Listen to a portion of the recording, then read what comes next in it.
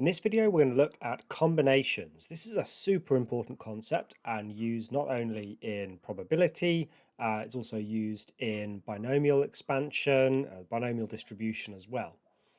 So here's the problem it is designed to solve. So for example, how many ways are there to select two people from a group of 5? So let's say that my group of 5 is A, B, C, D, E. Now, I just want to select two people and I don't care about the order. So this is a different problem from, for instance, saying how many two-letter words can you form from these 5 letters? Because when it comes to words, the word AD is different from the word DA.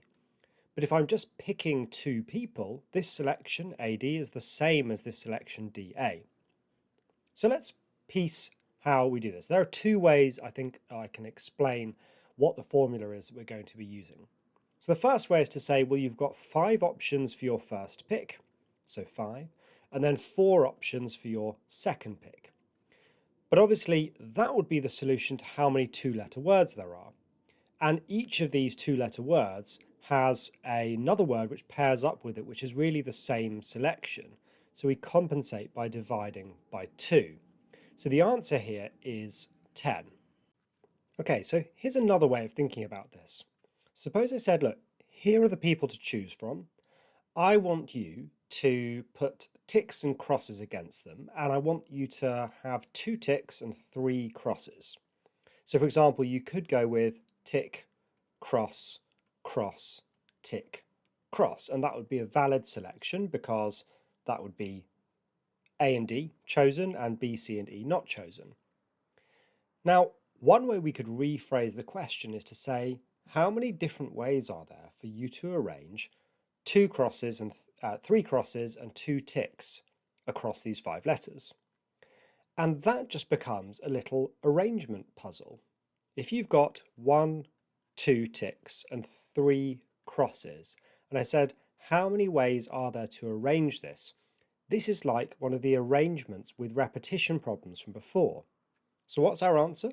Well, you've got 5 objects here, so there's 5 factorial ways to arrange those. The tick is repeated twice, so divide by 2 factorial, and the cross is repeated 3 times, so divide by 3 factorial. And look, this gives us exactly the same result as this, because what is 5 factorial? Well, it's 5 times 4 times 3 times 2 times 1. 2 factorial is 2, and 3 factorial is 3 times 2 times 1. And look, this cancels, cancel, cancel, cancel, cancel, cancel, and we have the same result. 5 times 4 over 2 is 10. Now we can generalize this. If you have n objects and you want to choose r of them, right, this is the notation, a little bit like our p notation before, then our formula is going to be, well, there are n objects to arrange, so that's n factorial, and then r of them should be selected, so r of them are the same, and the remaining ones are all the same, so we need to divide by, well, how many are left over? If you've selected your r from your n, there's n minus r left, n minus r, and that is the definition of the choose function. And we have this on our calculator. Let me show you. So on your calculator, next to the P button in this calculator, there's an NCR. If I do 5, and then I want the NCR here, so shift divide on this calculator, then 2, I get the 10 from before. And we can work that out for any number of selections from any overall number. Let's have a look at a few more problems. So rugby squad has 12 forwards and 10 backs. A team consists of 8 forwards and 7 backs. How many ways are there to select a team? So this looks like a much harder problem, but let's split it up into the forwards and the backs and do those separately. So there's 12 forwards and I want to know how many ways there are to choose 8 of them. So that's going to be 12 choose 8. So let's see how many that is. So I just key in 12 C 8 and find that there are 495 different ways of choosing 8 of the 12 forwards. and then look at the backs. There are 10 backs and I need to choose 7 of those. So it's 10, choose 7. And we don't actually need to write down the formula every time here. So 10, choose 7. And there's 120 of these. So how do we combine these? Well, we don't add them because for each one of these 495 ways of picking the forwards, there are 120 ways of choosing the backs. So it's 495 multiplied by 120. You could even think about it as a sort of giant tree diagram with 495 branches, each branching into 120. So we have a whopping 59,400 different ways of picking the rugby team given these restrictions.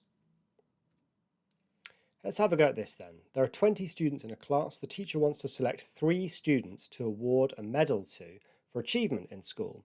The medals are identical. How many ways are there to do this? Okay, so for this, it really is just 20 choose 3. I just need to choose 3 of the 20 students to give my award to. So 20 choose 3 is 1,140. Now let's compare this to the one below.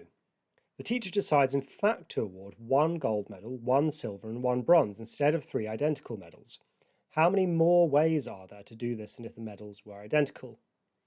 Okay, so now the order matters. It's not just picking 3 people. The order in which I pick them matters. The first gets a gold, the second gets a silver, the third gets a bronze. So our function for that is our p function. So it's 20 p3. This is a permutation. In permutations, the order matters. So instead of 20c3, I'm just going to delete that and replace it with a p. And so there's 6,840. So the question was, how many more ways are there? Well, we just do 6,840 minus 1,140, and we get 5,700. So in the end, it was 6,840 minus 1,140. And it makes sense there are more because for any way that you could have arranged these, within those, there'll be different numbers of ways to split that up into gold, silver, and bronze. Okay, so that's the choose function. It's really, really important, used all over the place. This final question is a bit of an extension puzzle. Do have a go first. It does use the choose function in a sneaky way. See if you can figure out how. So a bakery sells 4 types of cake: chocolate, lemon, strawberry, and banana. I need to buy 10 cakes and intend to buy at least 1 of each type of cake. In how many ways can I buy 10 cakes? Okay, so how on earth does this involve the choose function? Well, suppose that the cakes that I'm going to buy are represented by these 10 stars. So I've got 10 cakes here, and I just need to split them up into the different varieties I tend to buy. So that's 9, 10.